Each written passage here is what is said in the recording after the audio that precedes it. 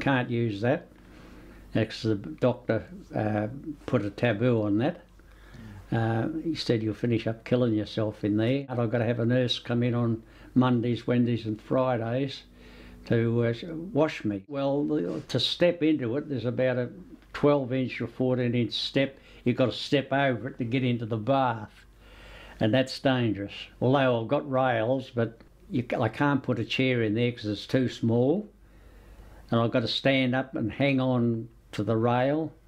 I've had a couple of falls in there and no damage done.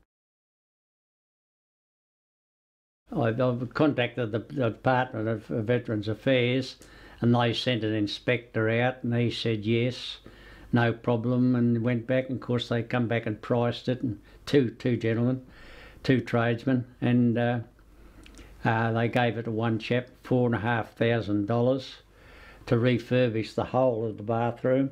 The Department of Veteran Affairs agreed to pay the full cost of $4,500. It wasn't going to cost the owner 1 cent to have it done.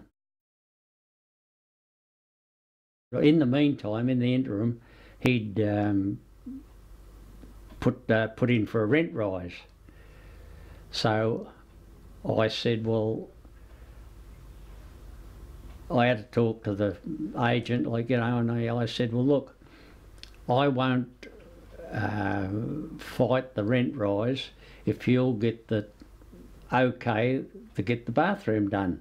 He said, yeah, that's fine, that's okay by me. On the Monday, I paid the rent rise, and on the Thursday, the agent come along and he told me that the owner had pulled out of the contract with the Department of Veterans Affairs, and so I was back in square one.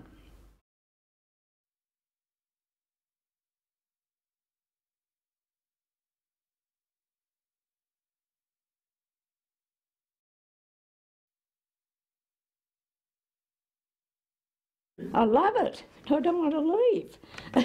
And I'm frightened I will be having to leave. Yes, it's very central. A lovely community, lovely people, neighbours, all say hello, good morning, hot day or cold day or whatever it is. A lot of children passing by. And I can walk to do my shopping. I can walk east and west to get a tram. I can go 7 minutes and I can get the railway, the train. And that's what all old people should have. I was quite thrilled with the rent when I first moved in because I could manage, because after my husband died I got rent allowance, and I could cope. And I thought, well, that's all right. Then the next rise come, and then I went into Housing for the Aged Action Group, and Jeff wrote letters and got in touch, and so they knocked it just back from $50 to $25, probably, something like that. And I could cope still with that. But now, it meant the little bit of money that my husband left when he died, I'm pulling on that now to live, and the pensioner's paying the rent, more or less. So that, what if I hadn't had that? I'd say I was one step from homelessness. Nowhere in this area would I've got anything cheaper than what I'm paying. Under sufferings, I suppose I'll have to. If it gets up any higher, I'm going to have to. But I don't want to. It's become sort of my home. And there's more than just renting a place. There's a community. Oh, look at it. It's your heart and soul goes into where you live. And then you have to move. Then what? Am I better to go without certain things and live in something and pay a bit more rent than to move out where I've got cheaper rent and you lose the soul of the city and yourself? And it's very emotional and terrible, terrible things that older people have to go through that. The whole housing situation has to be looked at. It's not just rent, but what's a community? What does it mean when you're living somewhere? And that's the part that I worry about. Now, the effect on my health was all the emotional stuff, all of the problems of having to walk around, on foot to be looking for a place to live in. All that came against me. I was only here 6 weeks and I went down with shingles. And that made me aware of what situation, if you haven't got a permanent place to live in, what does that do to your health? Even now, when I got that rent rise, the emotional and the feeling inside that you haven't got a home. It's security of tenure that's a big worry, and the rent rises to me are the biggest worries in renting. There's no control on the rent. You get 60 days notice to move out. How can you do that when you're older?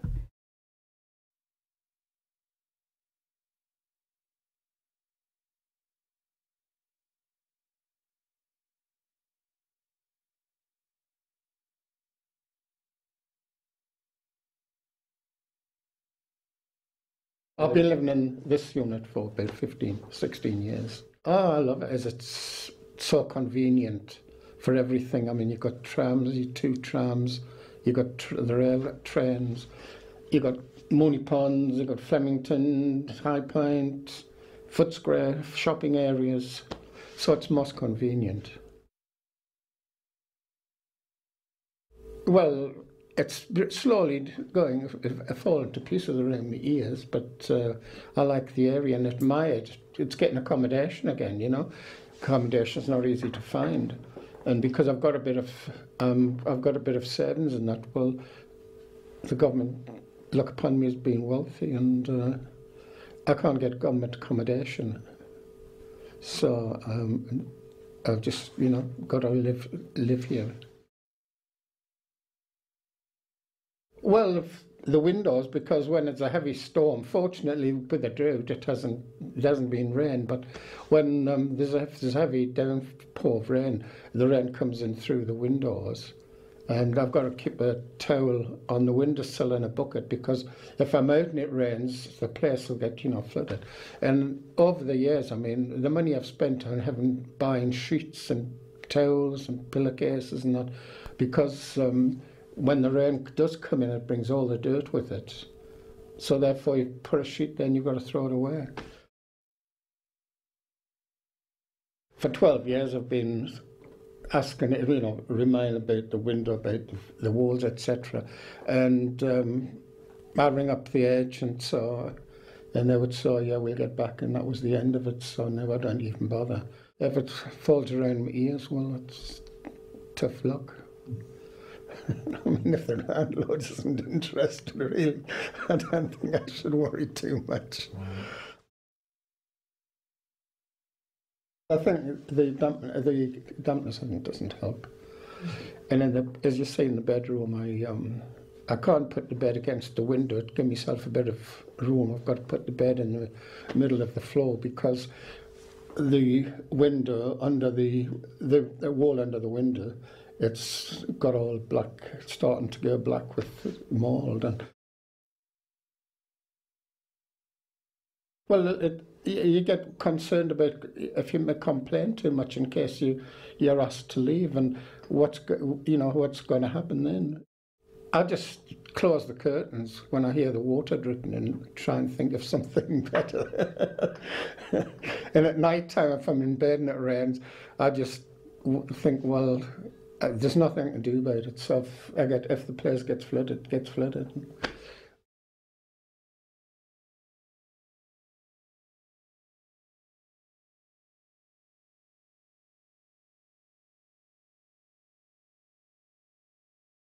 This is a very large problem. It's not a problem simply about Molly or Murray or Ken. It's really a problem about large number of older people in our society. In fact, the estimates we've got are that there are about 100,000 households of older people who rent in the private rental market.